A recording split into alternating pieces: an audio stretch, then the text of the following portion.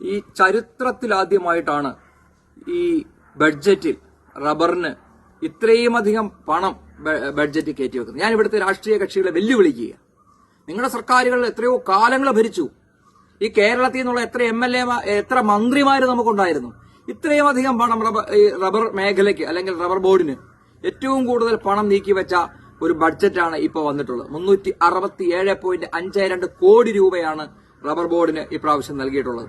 Rubber ബോർഡിന് മാത്രമല്ല, നിങ്ങൾ കാർഷിക മേഖലയെ അവഗണിച്ച ബഡ്ജറ്റ് ഉണ്ടാക്കിയ സമയത്ത്, നിങ്ങളൊരു കാര്യം പോലും പറയാതിരുന്ന സമയത്ത്, ഇപ്പൊ തേയിലയാണെങ്കിലും നെല്ലാണെങ്കിലും നിങ്ങൾ അതൊക്കെ ഇവിടെ ഉള്ളതാണെന്ന്, റബ്ബർ മാത്രമല്ല എന്ന് ഞാൻ പല പ്രാവശ്യം പറഞ്ഞിട്ടുണ്ടെങ്കിലും അതിനൊക്കെ വലിയ രീതിയിലുള്ള പ്രോത്സാഹനമാണ് വൈവിധ്യപൂർണമായ അതിന്റെ പരിപാലനത്തിനും അതിന്റെ നടപടിക്രമങ്ങൾക്കുമായിട്ടാണ് പണം അനുവദിച്ചിട്ടുള്ളത്. ഇനി ഇത് മാത്രമല്ല, കൊക്കോ, നാളികേരം, കശുവണ്ടി എന്ന് വേണ്ട കാർഷിക മേഖലയ്ക്ക് വലിയ ഉത്തേജന പാക്കേജാണ് അനുവദിച്ചിട്ടുള്ളത്.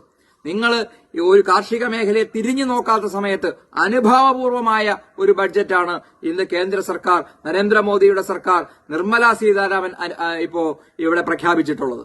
ഇത് നിങ്ങൾ പ്രഖ്യാപിക്കുന്നത് പോലെ കടലാസിൽ ഒതുങ്ങുകയല്ല. ഇതിന് മുമ്പുള്ളതും എടുത്തു നോക്കാം.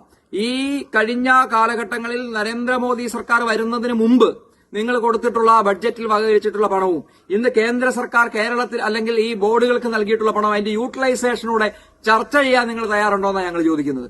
ഏതായാലും ശരി, കാർഷിക മേഖലയെ ചേർത്ത് പിടിച്ച നരേന്ദ്രമോദി സർക്കാരിന് എല്ലാവിധ ആശംസകളും ഞങ്ങൾ നേരാനായി ഈ സമയം ഞാൻ വിനിയോഗിക്കുകയാണ്.